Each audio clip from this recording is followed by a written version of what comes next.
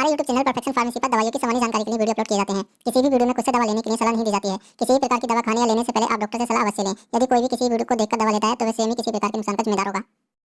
Everyone, welcome to my YouTube channel perfection pharmacy. Perfection pharmacy पर आप सभी का वेलकम है। So friend, today we will discuss about high blood pressure. आज हम बात करेंगे हाई ब्लड प्रेशर के बारे में, जिसको हाइपरटेंशन भी कहा जाता है। मेडिकल टर्म में हम इसको हाइपरटेंशन कहते हैं। अब जानते हैं हम हाई ब्लड प्रेशर क्या होता है। तो हाई ब्लड प्रेशर को हम हिंदी में अधिक रक्तदाब भी कहते हैं। हाई ब्लड प्रेशर को अधिक रक्तदाब भी कहा जाता है। अब बात करते हैं, जब हमारा रक्त नसों में बहता है और उन नसों की वॉल यानी दीवारों पर जो प्रेशर डलता है उसे हम हाई ब्लड प्रेशर कहते हैं। यानी जब हमारा जो ब्लड होता है वो नसों में फ्लो होता है, जो उनकी दीवारें होती हैं, जो उस दीवारों के ऊपर जो प्रेशर डलता है उसे हम हाई ब्लड प्रेशर कहते हैं। और जैसे कि आप चित्र में आप देख सकते हैं, जो दोनों साइडों की जो दीवारें होती हैं इन पर जो प्रेशर डलता है उस प्रेशर को डलने को ही हम हाई ब्लड प्रेशर कहते हैं। अगर हम बात करें in medical terms is also known as hypertension. Medical भाषा में हम इसे हाइपरटेंशन भी कहते हैं। सो अब हम बात करेंगे कि इस चार्ट के बारे में कि सिस्टोलिक, डायसिस्टोलिक या ब्लड प्रेशर कैटेगरी क्या होती है। तो इसमें जो होता है कि गाइस, ये हम अभी बात करेंगे इसमें 2 टाइप्स के बीपी के बारे में, जिसमें कि सबसे पहले हम बात करेंगे सिस्टोलिक, जिसको हम अपर जो सिस्टोलिक होता है उसको कहते हैं। और सेकंड हम बात करेंगे डायसिस्टोलिक, जो कि लोअर हमारा बीपी होता है। अब ब्लड प्रेशर कैटेगरी में कहते हैं नॉर्मल में, अगर हम बात करें कि नॉर्मल कितने तक होता है, तो ये जो है गाइस लेस देन 120 होना चाहिए, यानी 120 से कम होना चाहिए, 120 से ज्यादा नहीं होनी चाहिए। डायसिस्टोलिक उसको कहा जाता है जो 120 से कम हो, और सिस्टोलिक और डायसिस्टोलिक उसको कहा जाता है जो नीचे का बीपी होता है। तो ये जो होता है कि लेस देन 80 होना चाहिए। अब हम बात करें इलेवेटेड, तो इलेवेटेड जो होता है हमारा 120 से अगर 129 बीपी अगर सिस्टोलिक हमारा आता है, यानी ऊपर वाला बीपी 120 से 129 आता है, तो उसको हम इलेवेटेड कहते हैं।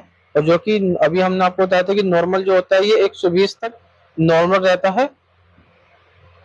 और अगर हम बात करें इसके डायसिस्टोलिक बीपी के बारे में, जो कि लोअर जो हमारा बीपी होता है वो लेस देन 80 होता है।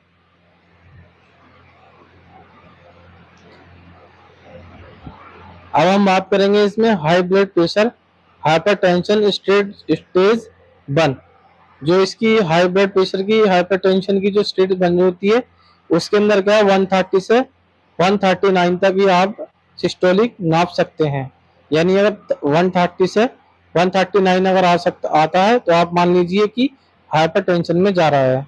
अब बात करें डायसिस्टोलिक में, तो 80 से 89 तक अगर है तो आप मान सकते हैं कि आपको डायसिस्टोलिक बीपी हो रहा है। या मान लीजिए कोई पेशेंट जाता है और डॉक्टर जब उसका बीपी नापता है, अगर उसमें क्या है कि 130 से 139 तक आता है तो वो हाई ब्लड प्रेशर में मापा जाता है। अब बात करते हैं high blood pressure hypertension stage 2।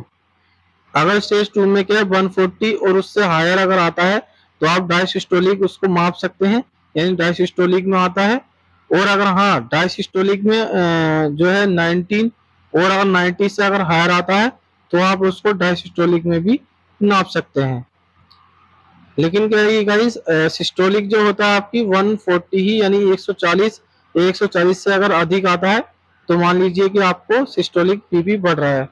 अब बात करते हैं hypertensive crisis, consult your doctor immediately. Higher than 180, अगर 180 से अगर ज्यादा आता है या हायर देन 120, तो आप क्या है कि तुरंत अपने डॉक्टर को कंसल्ट कराएं, जिससे क्या है कि आपको आने वाली बीमारियों से बचा जा सकता है। और आपको इमीडिएटली कंसल्ट कराना होता है अपने डॉक्टर को, जैसे कि चित्र में आप देख सकते हैं। अब हम जानेंगे कोजेज ऑफ हाई बीपी, यानी अधिक रक्तदाब बढ़ने के क्या कारण होते हैं। What is the causes of high blood pressure. High blood pressure बढ़ने के क्या कारण होते हैं, तो उसमें कुछ कारण ये होते हैं, जैसे कि स्ट्रेस यानी तनाव या चिंता होना। अगर आपको तनाव या चिंता हो रही हो तो उस कंडीशन में क्या है कि आपका जो बीपी है वो बढ़ सकता है, जिसको स्ट्रेस भी कहते हैं। या फिर एक्सेसिव सॉल्ट यानी ज्यादा नमक खाने से क्या है कि आपका बीपी बढ़ सकता है, और जैसे कि आप देख सकते हैं वीडियो में हमने आपको बताया है। या फिर इंक्रीज ब्लड वॉल्यूम, अगर किसी पेशेंट की रक्त की अधिक मात्रा होने से भी क्या है कि आपका हाई ब्लड प्रेशर बढ़ सकता है, यानी दिल पर प्रेशर का जो बढ़ सकता है। या प्रेगनेंसी की जो लेडीज होती है उनमें अधिकतर आपने देखा होगा कि गर्भावस्था में जो है कि ये हाई बीपी की प्रॉब्लम्स कई बार देखी जा सकती है और हो भी जाती है। या मेडिसिन साइड इफेक्ट भी हो सकते हैं, यानी कुछ मेडिसिन के जो दुष्प्रभाव है उसकी वजह से भी हो सकता है। या आपको हेल्थ प्रॉब्लम्स अगर कोई है तो उसमें भी क्या नहीं स्वास्थ्यता समस्या की वजह से भी आपको हाई ब्लड प्रेशर के कोजिज हो सकते हैं। तो ये हमने आपको बताया था causes of high blood pressure, यानी हाई ब्लड प्रेशर के क्या कोज होते हैं। अब हम बात करेंगे कि अगर बीपी आपका बढ़ जाए तो उसमें रिस्क क्या होते हैं, यानी क्या खतरा हो सकता है।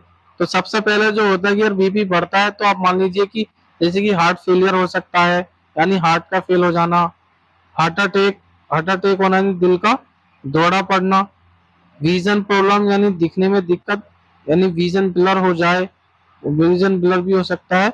या आपके ब्रेन में स्ट्रोक्स भी हो सकता है, या आपकी बॉडी के किसी भी पार्ट्स में बीपी बढ़ने की वजह से क्या है कि स्ट्रोक्स होने की समस्या बढ़ जाती है।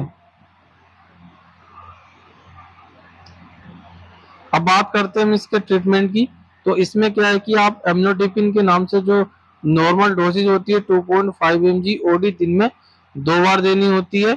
यह एमलोडोपिन सैंडोज इको 5 mg के नाम से आपको मार्केट में मिल जाएगी। अब हम बात करें इसकी डोसेज के बारे में, तो ये 5 mg की होती है और दिन में 2 बार इसको देना होता है। इसकी जो नॉर्मल डोज हम दे सकते हैं पेशेंट को 2.5 mg ओडी देनी होती है, यानी दिन में 1 बार 2.5 mg दे सकते हैं। या फिर आप इसको जो दूसरी हमारे पास सैंडोज के नाम से टैबलेट आती है, तो डोज इन हाई बीपी में क्या है कि अगर किसी पेशेंट का हाई बीपी हो रहा हो तो उस कंडीशन में क्या है कि आप उसको 5 mg ओडी के तौर पर दे सकते हैं।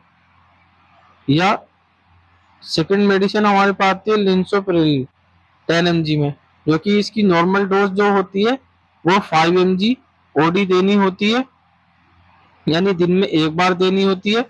और अगर हाई डोज अगर बीपी हो रहा हो, बीपी अगर हाई हो रहा हो तो डोज भी आपको बढ़ा देनी होती है।